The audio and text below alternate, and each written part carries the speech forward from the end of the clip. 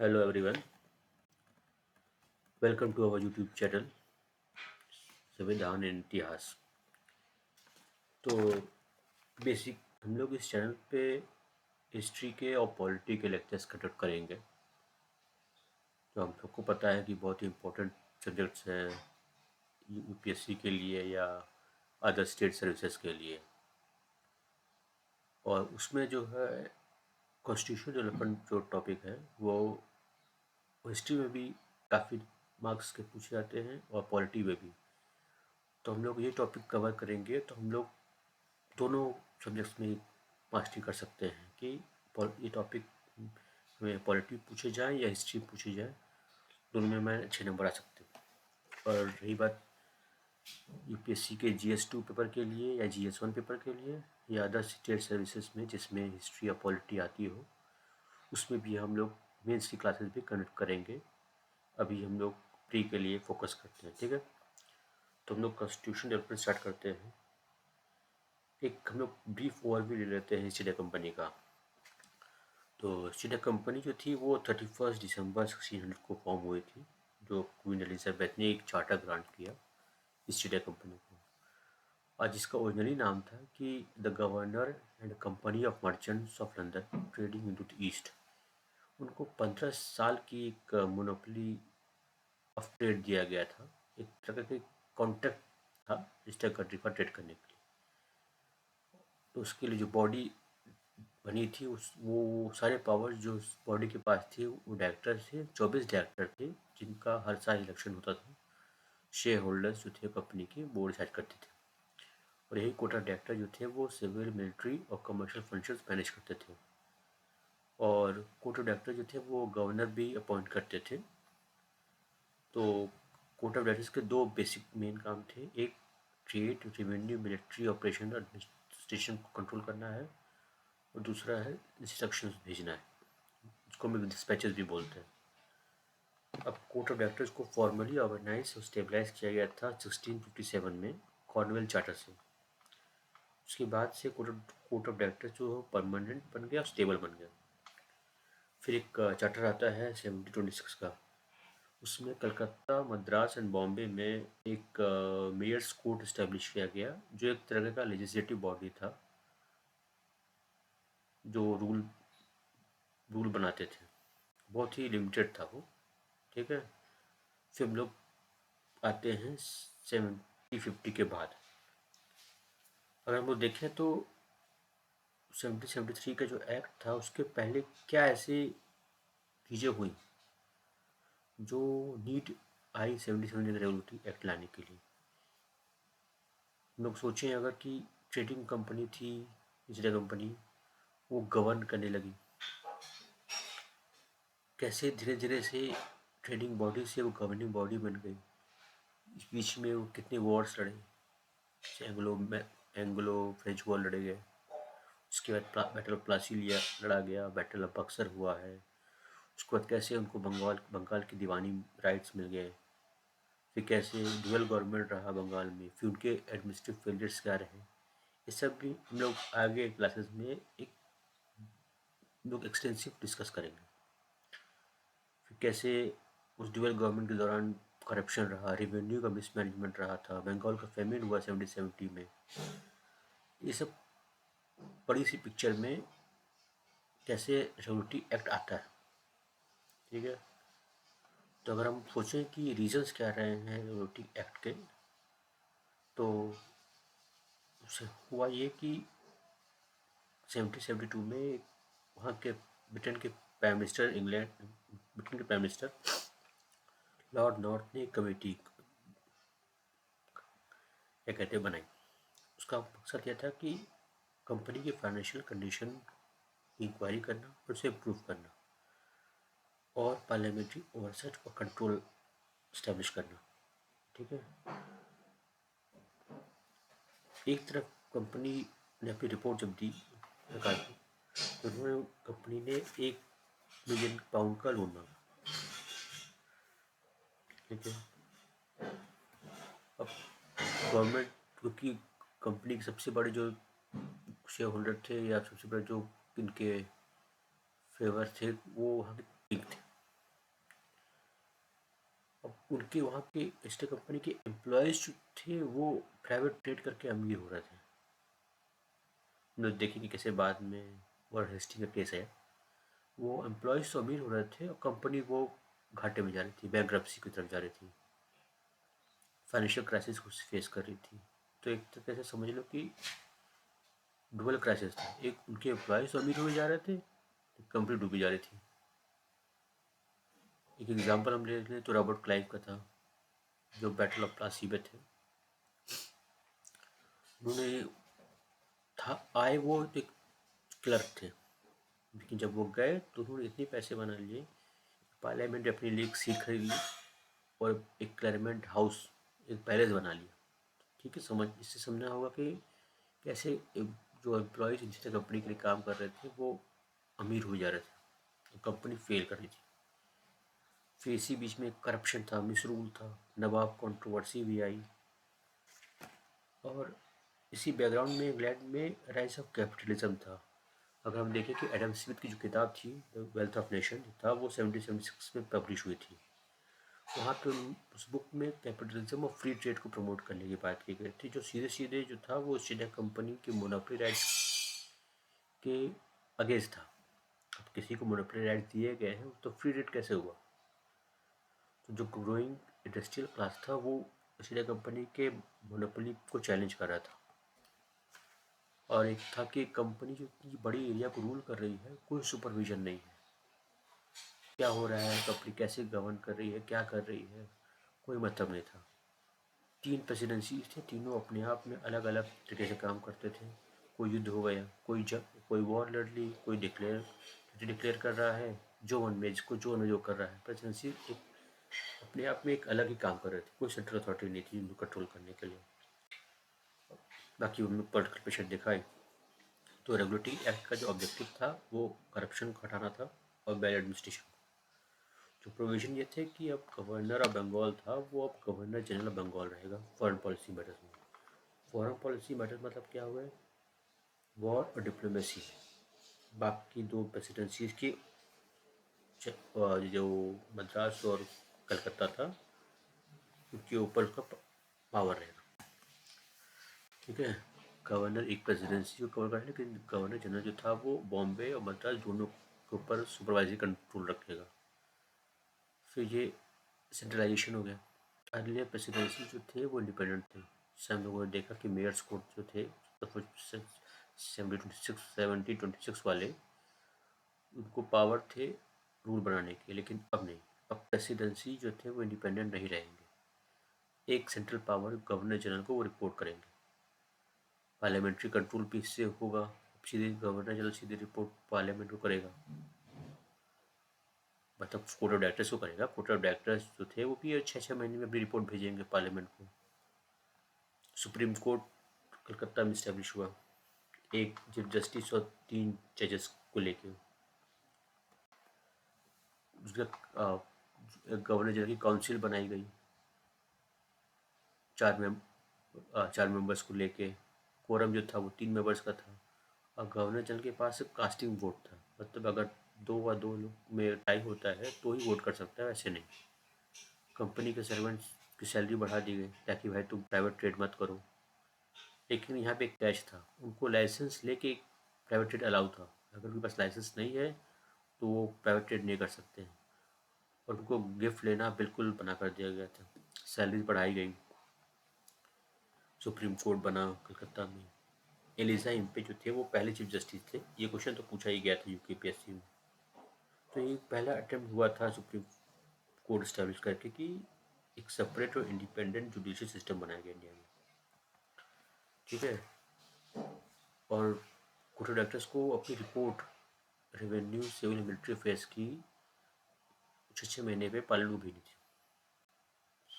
अब 1973 से 81 तक काम चला ये रेगुलेटरी एक्ट का। उसमें बहुत से डिफेक्ट आए, तो उन डिफेक्ट्स को रिमूव करने के लिए एक एक्ट ऑफ फर्टाइलमेंट आया था 1781 में। ठीक है, उसमें एक काम ये किया कि सुप्रीम कोर्ट के जुरिडिक्शन को रिस्ट्रिक्ट कर दिया गया कि भाई इनकी जो जुरिडिक्शन है वो सिर्फ कलकत्ता के सिटीजन्स पे है। और कंपनी के ऑफिशियल जो अपने ऑफिशियल कैपेसिटी में कोई काम करेंगे वो भी अब कोर्ट नहीं दे सकता। और ये क्या ने बोला कि सुप्रीम कोर्ट कोई अपना ऑर्डर इन्फोर्स करा रहा है तो रिलीजियस सोशल कस्टम वहाँ के लोगों को ध्यान में रखे, मतलब कोई ऐसा ऑर्डर नहीं हो जो उनके रिलीजियस सेंटिमेंट्स को हर्ट करे या सोशल कस्टम्स को हर्ट करे। और ये बात गवर्नमेंट पे भी लागू होती है, वो भी कोई ऐसा रूल लॉ नहीं लाए जिससे वहाँ के लोगों को उनकी क्या कहते हैं रिलीजियस भावना को ठेस पहुँचे। और जो गवर्नर जनरल और कोई काउंसिल कोई रूल्स रेगुलेशन बना रही है वो भी सुप्रीम कोर्ट में रजिस्टर करने की जरूरत नहीं है। इससे ये होगा कि सुप्रीम कोर्ट और गवर्नर जनरल की काउंसिल तो अलग अलग हो गए, वो उन दोनों का जुरिडिक्शन जो था वो अलग अलग हो गया। अब 73 के एक्ट को डिफेक्ट्स को उनको अक्वायर करने के दो और बिल आए थे, दोनों पास नहीं हो पाए थे। लेकिन फॉक्स इंडिया जो बिल आया था उसको जब वो रिजेक्ट हो गया था तो गवर्नमेंट को रिजाइन देना पड़ा था। उसके बाद हम लोग देखेंगे कि जो दोनों बिल आए थे बहुत ही रेवोल्यूशनरी टाइप के बिल थे, मतलब बहुत ज़्यादा वो कंपनी के खिलाफ थे। लेकिन कंपनी के जो सबसे बड़े जो पैरोकार थे, जो सबसे बड़े फॉलोवर थे, वो क्राउन थे, किंग थे। तो भाई अब दोनों एंड्स को मीट करने के लिए एक मिडल ग्राउंड बनाया गया, पिट्स एक्ट, उसमें 1784 में लाया। उसमें ये होता है कि उसमें जो वहाँ के पीएम थे विलियम पिट, उन्होंने इंट्रोड्यूस किया था। और जो पिट जो थे वो मार्केट फोर्सेस के फेवर करते थे। तो उनका था कि भाई ये स्टेट कंपनी के पावर को कर्ब किया जाए, ठीक है, और रेगुलेटरी एक्ट जो जितनी खामियां थी उसको ठीक की जाए। ऑब्जेक्टिव ये था कि पार्लियामेंट के कंट्रोल को स्ट्रेंथन कैसे करें। तो हम लोग अगर देखेंगे तो इनिशिएट पार्लियामेंट्री कंट्रोल जो था वो रेगुलेटरी एक्ट करता है, पिट्स जो है वो उसको बढ़ाता है। तो स्ट्रेंथन करना और इस्टेब्लिश करना तो अलग अलग चीज़ आती है। दूसरा ये था कि गवर्नमेंट का इंटरवेंशन इंडियन एडमिनिस्ट्रेशन में बढ़े, ये भी एक ऑब्जेक्टिव था पिट्स एक्ट का। जो की प्रोविजंस ये थे कि एक बोर्ड ऑफ कंट्रोल बनाया जाए, इसमें 6 मेंबर्स होंगे। उसका काम क्या होगा कि मिलिट्री सिविल रेवेन्यू फंक्शन जो थे कंपनी के उनको सुपरवाइज करना। और जिस बोर्ड ऑफ कंट्रोल में रहेंगे चांसलर रहेगा, चांसलर ऑफ एक्सचेकर जिसको फाइनेंस मिनिस्ट्री बोल सकते हैं, सेक्रेटरी ऑफ स्टेट रहेगा जिसको हम होम डिपार्टमेंट बोल सकते हैं या होम मिनिस्ट्री बोल सकते हैं, और प्रीवी काउंसिल के 4 लोग, टोटल 6 लोग होंगे। मिलिट्री फंक्शन में क्या क्या आते हैं, डिक्लेरेशन ऑफ वॉर होगा, मिलिट्री कैंपेन्स होंगे, साइज कितना रहेगा आर्मी का, कैसे डिप्लॉय होंगे, और स्टेट्स के साथ डिफेंस ट्रीटी रहेगी। तो वॉर जो है अब वो सिर्फ कंपनी के इंटरेस्ट को सर्व नहीं करेगी, अब वो ब्रिटिश स्टेट के इंटरेस्ट को सर्व करेगी। सिविल फंक्शन क्या कह जाते हैं, इंडियन रूलर्स के साथ उनके रिलेशन आते हैं। Policy decisions of governor general and his council कहते हैं। सिविल एडमिनिस्ट्रेशन आता है। रेवेन्यू फंक्शन में क्या आते हैं, लैंड रेवेन्यू आ गया, टैक्सेशन आ गया, यूज ऑफ इंडियन रेवेन्यू। ये तीनों का मकसद एक मकसद ये था कि इंडियन रिसोर्सेज को इफिशिएंटली यूज किया जाए for the benefit of British people and it's state. और कमर्शियल फंक्शन देखिए क्या आता है, ट्रेड आता है, प्रॉफिट्स आते हैं, डिविजन आते हैं। तो ये जो था अभी भी कोर्ट ऑफ डायरेक्टर्स डील कर रहे थे। तो by control the MCR military civil and revenue function से बोर्ड ऑफ कंट्रोल जो था वो ईएसआई को ईस्ट कंपनी को एक ट्रेडिंग बॉडी से ब्रिटेन इंपीरियल पॉलिसी का इंस्ट्रूमेंट बनाता है। अब जो था वो कोर्ट ऑफ डायरेक्टर्स सिंपली एक कमर्शियल बॉडी नहीं रहेंगे, अब वो ब्रिटेन की इंपीरियल पॉलिसी के इंस्ट्रूमेंट रहेंगे। जो जो फैसले वो लेंगे ब्रिटिश इंटरेस्ट को सर्व करने के लिए होंगे। तो ट्रेड जो था वो अभी भी प्राइवेट था, लेकिन पावर जो था वो पब्लिक का हो गया, पब्लिक इन द सेंस की ब्रिटिश स्टेट। तो अगर हम डिफ्रेंसिएशन देखें तो वो तो आप लोग देख लेंगे, ठीक है। तो नेक्स्ट टॉपिक पे आते हैं। तो पिट्स एक्ट का सिग्निफिकेंस क्या था। पहला ये था कि पॉलिटिकल अफेयर्स को कमर्शियल अफेयर्स को अलग कर दिया। बोर्ड ऑफ डायरेक्टर्स बना के, बोर्ड ऑफ काउंसिल बना के, ठीक है। डुअल गवर्नमेंट को इंट्रोड्यूस किया, board of director, board of control. ये दोनों सिस्टम चलता रहा 1858 तक, जब बोर्ड ऑफ कंट्रोल को अबॉलिश कर दिया गया और काउंसिल ऑफ इंडिया लाया गया था, और एक नया पोस्ट बना, secretary of state for India, ठीक है। वो सब जब लोग पढ़ेंगे 1858 का एक्ट, तब लोग देखेंगे, ठीक है। अभी यही सब है, मोटा मोटा यही है। तो चेयरमैन जो था वो उस 1850 एक्ट में, बोर्ड ऑफ कंट्रोल जो चेयरमैन था वो सेक्रेटरी ऑफ स्टेट बन जाता है, ठीक है। पिट्स इंडिया एक्ट में और क्या है, एग्जीक्यूटिव काउंसिल में चेंज किया गया। अब जो थे, जो मेंबर थे काउंसिल में, उनको 4 से 3 कर दिया गया, जिसमें से एक कमांडर इन चीफ होगा, ठीक है। तो अगर अब गवर्नर जनरल को एक भी मेंबर सपोर्ट करता है तो अपना डिसीजन जो है वो वीटो के जरिए इन्फोर्स कर सकते हैं। अब बंगाल, बॉम्बे और मद्रास की गवर्नमेंट जो थे वो बंगाल के सबॉर्डिनेट हो जाते हैं। और गवर्नर जनरल और अदर गवर्नर जो थे वो अपॉइंट तो कोर्ट ऑफ डायरेक्टर करेगा, लेकिन सिर्फ क्राउन उनको रिमूव कर सकता है। और उन गवर्नर जनरल के अपॉइंटमेंट से पहले कोर्ट ऑफ डायरेक्टर्स को क्राउन की अप्रूवल लेनी पड़ेगी। गवर्नर जनरल और उनकी काउंसिल जो है वो वॉर डिक्लेयर करना या ट्रीटीज कंक्लूड करना बिना बोर्ड ऑफ कंट्रोल के एग्रीमेंट से, सहमति से नहीं कर सकती है। लोग देखें कैसे पहले एंग्लो मराठा वॉर में या एंग्लो मैसूर वॉर में, पहले एंग्लो मैसूर वॉर में ईस्ट इंडिया कंपनी को हार का सामना करना पड़ा, ठीक है। पिट्स एक्ट ने सारे ऑफेंसिव वॉर ख़त्म कर दिए गए। ये हम लोग देखेंगे कि कैसे ये बहुत ही चूजी टर्म है। ऑफेंसिव वॉर किया था, इसका बहुत ही ओपन एंड क्वेश्चन हो जाता है। तो तीनों प्रेसिडेंसीज अपने अपने हिसाब से इसका मतलब निकालते हैं। अब कब वॉर होगी, नहीं होगी, कब ख़त्म होगी, ये सिचुएशन पर हिसाब से डिपेंड करेगा। आपको एक और समझना होगा कि उस समय जो थे वो इतने कम्युनिकेशंस के जो इंस्ट्रूमेंट थे वो इतने फास्ट नहीं थे, तो कोई डिसीजंस को पता करने में कि वहाँ से डिसीजन चला है, हुआ है, और यहाँ पे लागू होने में काफ़ी टाइम लगता था, ठीक है। मान लो वहाँ से इंग्लैंड से कोई जहाज में एक संदेश चला है और टाइम लग गया यहाँ पहुँचने में, उस बीच तो बहुत कुछ हो सकता है, वॉर डिक्लेयर हो सकती है, ट्रीटी कंक्लूड हो सकती है। तो इसका ये था कि ऑफेंसिव वॉर जो था बहुत ही चूजी टर्म था, ठीक है। एक जो टाइज, गारंटीड टाइज था रूलर के साथ, जैसे अवध के साथ, कर्नाटक के साथ, वो अबॉलिश कर दिया गया, ठीक है। तो गारंटी टाइज में क्या था कि भाई आपकी टेरिटरी यही रहेगी, इसकी हम गारंटी देते हैं, आप अपने सक्सेशन को गारंटी हो सकता है, जैसे आप अपने बच्चे को या गोद लिए बच्चे को अपनी सत्ता दे सकते हैं, ठीक है।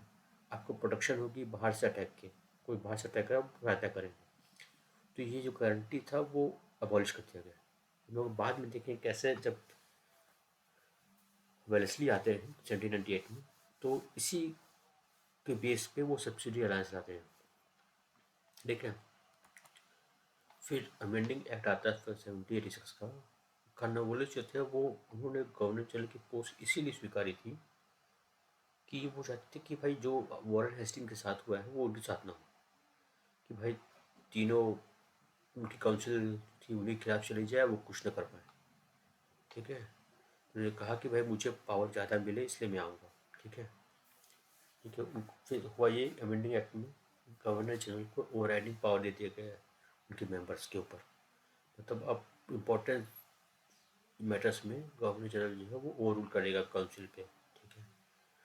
गवर्नर जनरल जो है वो कमांडर इन चीफ बन सकता है। तो मतलब 2 फंक्शन थे एक ही बंदे में आ गए, ठीक है। और इससे जो है गवर्नर जनरल जो थे और पावरफुल जाते हैं, ठीक है। तो आज की क्लास में इतना ही है, ठीक है। हम लोग जब नेक्स्ट क्लास में मिलेंगे तो चार्टर एक्ट पे डिस्कस करेंगे, और जो प्रीवियस ईयर क्वेश्चन जो रहे हैं इस टॉपिक से वो भी हम लोग कवर करेंगे, ठीक है। Thank you.